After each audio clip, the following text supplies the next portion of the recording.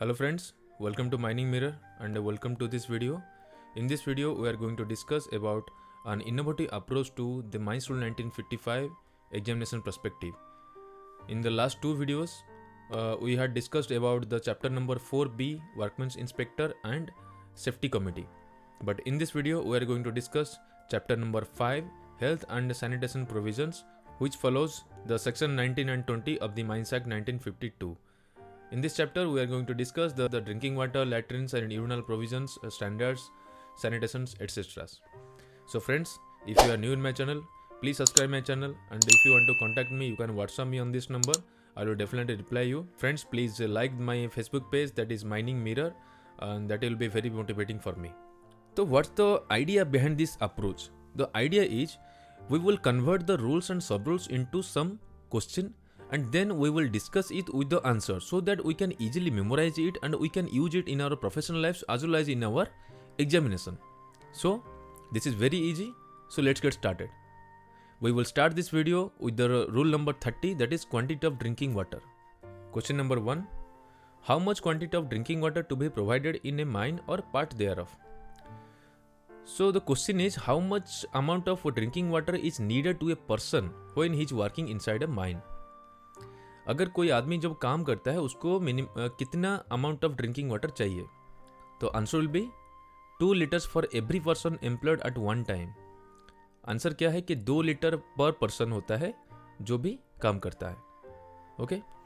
Question number 2. For how much persons are employed above ground और in open cast workings a mechanical cooling arrangement में be required. Means there will be a mechanical cooling arrangement for the drinking water. But the question is how many persons should be there to make this drinking water cool by mechanical arrangements. Answer will be 100 persons. Question क्या है कि कितना person above ground और open cast में काम करने से हम लोग मैकेनिकल कूलिंग अरेंजमेंट प्रोवाइड करेंगे. Answer will B 100%, 100. Question number 3. Who shall order in writing for above mechanical cooling arrangement? The question is who will give the permission or who will give the order for above mechanical cooling arrangement. ये जो mechanical cooling arrangement होगा उसके लिए order कौन देगा in writing? Answer will be an inspector. Question number 4. How much amount shall be charged per litre of drinking water? The question is that the drinking water which is being supplied to the person who are working in mines, is the drinking water free of cost और there are some charges? Answer will be no charges, that is free of cost. Okay, this is all about rule number 30, that is quantity of drinking water. Let's go for the 31, that is storage of drinking water. Okay. Question number 5. How the drinking water is provided at mines? Drinking water कैसे mines में provide किया जाता है? Answer will be by taps. Tap के द्वारा हम लोग provide कर सकते हैं जो कनेक्टेड रहता है एक कांस्टेंट वाटर सप्लाई को. ओके. हो सकता है पब्लिक वाटर सप्लाई भी हो. इफ नॉट, अगर वो वहाँ पे कोई टैप ऐसा नहीं है जो कांस्टेंट सप्लाई करता है, पब्लिक वाटर सप्लाई से वो कनेक्टेड है, ऐसा कुछ अरेंजमेंट वहाँ पे है नहीं, तो फिर हम लोग क्या करेंगे, जो ड्रिंकिंग वाटर है उसको सुइटेबल वेसल्स, मतलब जो जार्स हो गया या स्टोरेज सिस्टम बना के टंकी टाइप का हो गया, उसको बना के वहाँ पे रखेंगे, जो कि एवरी डे उसका क्लीनिंग होगा, उसका रिफिल भी होगा, ताकि उसको हाइजीनिक हम लोग मेंटेन कर पाए. ठीक है. Question number 6. If the water source is not from the public water supply system, what steps shall be taken by the owner, agent or manager to maintain drinking water quality? अगर जो पानी supply हम लोग वहाँ पे दे रहे हैं, अगर वो कहीं पब्लिक वाटर सप्लाई सोर्स से कनेक्टेड नहीं है, तो फिर जो ओनर, एजेंट और मैनेजर रहेगा वो ड्रिंकिंग वाटर का क्वालिटी मेंटेन के लिए क्या स्टेप लेगा? Answer will B the owner, agent or manager shall make arrangements to get the water checked by a competent health authority or analyst for the fitness of water for human consumption. तो वहाँ पे क्या करेगा?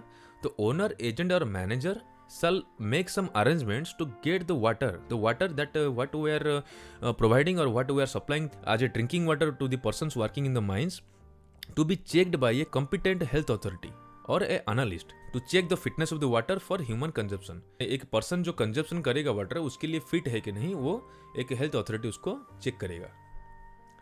Okay. Let's go for rule number 32. Decision of chief inspector is final. Question number 7. If any question arises whether water supply arrangements are satisfactory and in accordance with the section 19 or rule number 30 or 31, then whose decision will be final? मतलब अगर water supply arrangement को लेके कुछ questions arise होता है कि जो भी वाटर सप्लाई अरेंजमेंट है वो सेटिस्फैक्टरी है कि नहीं, इन अकॉर्डेंस विद सेक्शन 1952 जो एक्ट है उसके हिसाब से है कि नहीं, या रूल नंबर 30 और 31 के हिसाब से है कि नहीं, जो ड्रिंकिंग वाटर और स्टोरेज ऑफ ड्रिंकिंग वाटर है उसके हिसाब से है कि नहीं, अगर कहीं कुछ क्वेश्चन उठता है तो वो किसका डिसीजन फाइनल होगा? Which decision will be the final? Answer will B chief inspector. This is a very good question. Rule number 33. Surface latrines and urinals. This is the most important part of this chapter. Question number 8. In open cast workings where the latrines and urinals are provided, the question is that one open cast mines is there, in which place the latrines or urinals should be provided. एक open cast working में कौन सा जगह पे latrine और urinal को provide करना चाहिए? Answer will be the latrines and urinals are provided on the surface at every mine at conveniently accessible places separately for the males and females. तो लैट्रिन और यूरिनल को प्रोवाइड किया जाएगा उसी जगह पे जो इजीली एक्सेसिबल हो और मेल और फीमेल के लिए सेपरेट रहे. ठीक है. Question number 9. What is the scale of latrines? ये एक एग्जामिनेशन बेस्ड क्वेश्चन होगा. What is the scale of the latrines means कितना पर्सन्स में एक लैट्रिन होगा. At least one seat for every 50 males and one seat for every 50 females employed at one time. In calculation less than 50 shall be reckoned as 50. तो हर 50 mail में एक seat रहेगा at least, और हर 50 female में एक सीट रहेगा at least. अगर 50 से भी कम लोग हैं तो भी उसको माना जाएगा कि ये टोटल 50 नंबर से. Let's go to the rule number 34. Standards of construction. Construction standard क्या है उसके बारे में है ये 34. Question number 10. Who shall approve the site of the latrine construction? जो लैट्रिन कंस्ट्रक्शन हम लोग करेंगे उसका साइट कहाँ पे रखना है वो कौन अप्रूव करेगा? Answer will be an inspector in writing. Question number 11. What material shall be used to build? कौन सा मटेरियल यूज किया जाएगा उसका बिल्डिंग के लिए? आंसर विल बी ब्रिक्स और other suitable building materials. Simple है. Question number 12. What about its drainage, ventilation and weather protection? उसका ड्रेनेज और वेंटिलेशन और वेदर प्रोटेक्शन के बारे में क्या बोलता है? Answer will be it shall be adequately drained, मतलब अच्छे से ड्रेनिंग सिस्टम होना चाहिए, प्रॉपर्ली वेंटिलेटेड, वेंटिलेशन अच्छा होना चाहिए, and afforded effective protection from weather, कोई भी वेदर से वो ज़्यादा अफेक्ट ना हो. Question number 13. Who shall approve the type of latrine? Which type of latrine should be used in mines? Then who shall approve that? कौन approve करेगा कि किस टाइप का लैट्रिन वहां पे इंस्टॉल करना है? Answer will be an inspector in writing. Question number 14. What shall be the condition of the floor and interior wall? जो फ्लोर एंड इंटीरियर वॉल होता है लैट्रिन्स का उसका कंडीशन कैसा होना चाहिए? Shall be cemented or finished to provide a smooth impervious surface. वो जो फ्लोर एंड इंटीरियर वॉल्स होता है वो सीमेंटेड होना चाहिए अच्छे से, और एक फिनिश्ड काम होना चाहिए ताकि एक स्मूथ इम्प्रीवियस सरफेस होना चाहिए जहाँ पे कोई पानी का कोई असर ना हो. इस टाइप का वहाँ पे सरफेस होना चाहिए. Question number 15. What is the height of the interior wall which shall be cemented, प्यून्ड और finished to provide a smooth impervious surface? जो इंटीरियर वॉल होता है उसका कितना हाइट तक हम लोग को सीमेंटेड करना पड़ेगा या अच्छा वाला सरफेस देना पड़ेगा ताकि वो पानी से अफेक्ट ना करे? कितना हाइट तक उसको करना पड़ेगा minimum? Answer will be 1.24 metre. This is a very good question, we should memorise this. Next question. Question number 16. What arrangement shall be provided for privacy? कोई वहाँ पे जा रहा है लैट्रिन को यूज़ करने के लिए, तो वहाँ पे या यूरिनल को यूज़ करने के लिए, तो वहाँ पे एक प्राइवेसी मेंटेन होना चाहिए. वो क्या होता है? That is partitions. एक सीट से दूसरा सीट के बीच में पार्टीशन होना चाहिए. डोर रहना जरूरी है. फास्टनर जो लॉक्स होता है वो रहना जरूरी है. And when both sex latrines are joined then there should be have separate approach. अगर हम लोग मेल्स और फीमेल्स का लैट्रिन्स को एक ही जगह पर इंस्टॉल किए हैं तो भी उसका अप्रोच जो होता है वो अलग होना चाहिए. Question number 17. What are the conditions for service type latrine use? Service type latrine means क्या है? सर्विस टाइप लैट्रिन मीन्स जहाँ पे हम लोग का सेप्टिक टैंक्स नहीं होगा, फ्लशिंग अरेंजमेंट नहीं होगा, तो उसको बोलते हैं सर्विस टाइप लैट्रिन्स। तो उसमें जो सर्विस टाइप लैट्रिन्स उसमें कंडीशंस क्या क्या होता है, उसमें मेनली क्या होता है कि जो service chamber shell be provided with an efficient trap door. अच्छे तरह से वो एक डोर होता है ताकि वो हमेशा लॉक रहे और जब भी यूज़ करे उसको खोल के यूज़ करे। And the receptacle for night soil shall be galvanised iron. First night soil means जो आप लैट्रिन यूज़ करते हैं और जिसके लिए यूज़ करते हैं उसको बोलते हैं नाइट सॉइल। और रिसेप्टिकल मीन्स जहाँ से वो अंदर जाता है, इधर चैम्बर में जाता है या नीचे कोई अरेंजमेंट है, लाइक बकेट अरेंजमेंट है, रहता है, जैसे कि सीट रहता है और नीचे का बकेट रहता है, उस टाइप का अरेंजमेंट है, तो उसको बोलते हैं receptacle. Shall be galvanised iron, that should be galvanised. Question number 18, what is the interval of the white washing of interior walls, ceiling and partitions?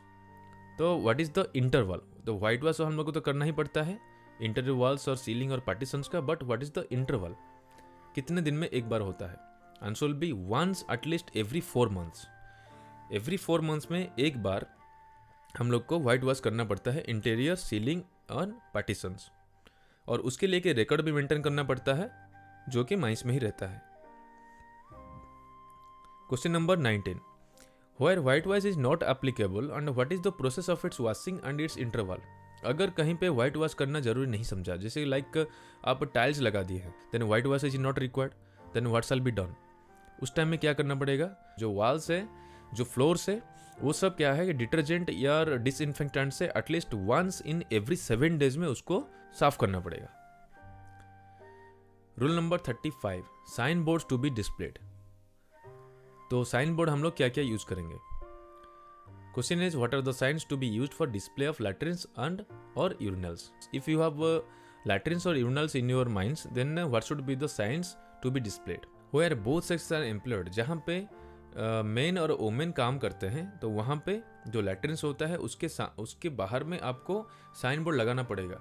That should be understood by majority of the work person. जो maximum लोगों को वो समझ में आना चाहिए जो language जिसमें वो लिखा होगा, ठीक है। दो मेल के लिए for males, for females that is for females you have to write. Then जो बाहर में जहाँ पे मेल वाला लैट्रिन होगा वहाँ पे आप एक फिगर भी लगा सकते हैं, एक पर्सन का, एक मैन का और एक वोमेन का, ताकि सबको समझ में आ जाए इजीली कि ये वाला मेल का है और ये वाला वोमेन का है। Okay. Rule number 36, provision of water for washing. तो after using the latrine then water is very much required, then what is the provision for water for washing? Question number 21, what are the provisions of water for washing? Answer will be first, where piped water supply is available, a sufficient number of water taps conveniently accessible shall be provided in or near such latrines। जहाँ पे piped water supply pipe में हो सकता है वहाँ पे number of water taps देना पड़ेगा जो कि कन्वीनियंटली एक्सेसिबल हो, और ये कहाँ प्रोवाइड किया जाएगा? Near to latrines. Second, if the piped water supply is not available, अगर पाइप्ड वाटर वहाँ पे सप्लाई पॉसिबल नहीं है या अवेलेबल नहीं है तो वहाँ पे sufficient quantity of water should be stored, वहाँ पे स्टोर करके लैट्रिन के पास में रखना चाहिए। Okay. Then the rule number 37, underground latrines. What shall be the scale of latrines in underground working? Same question कि अंडरग्राउंड में लैट्रिन्स का स्केल क्या होगा, कितना परसेंट में एक लैट्रिन या एक सीट होगा?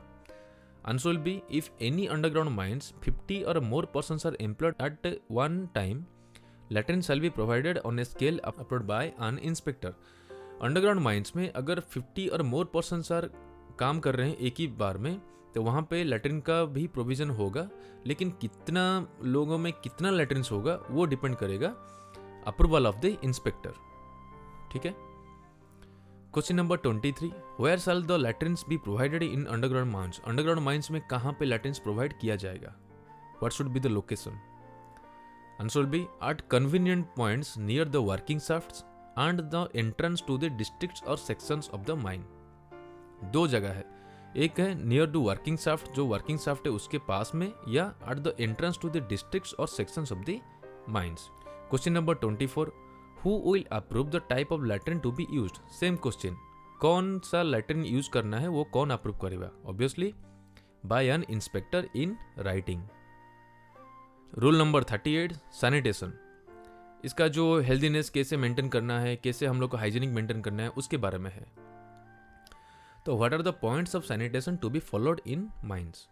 Answer will be, at every mine, all underground working places and traveling roads shall be kept clean from excreta. Excreta मतलब क्या होता है, जो लैट्रिन का जो मल होता है, मतलब जो वेस्ट प्रोडक्ट्स है उसको बोलते हैं एक्सक्रेटा. तो जो भी अंडरग्राउंड माइंस में जो working places and travelling roadways है, that shall be kept clean from excreta. वहाँ पे कोई गंदा चीज़ नहीं होना चाहिए.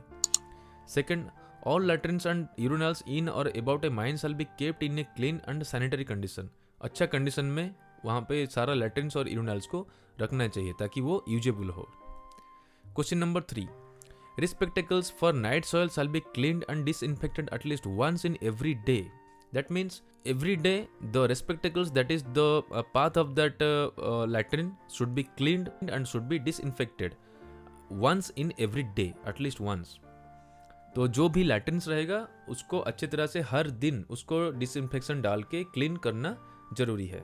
Point number 4, proper arrangement shall be made on the surface for the disposal of night soil and urine.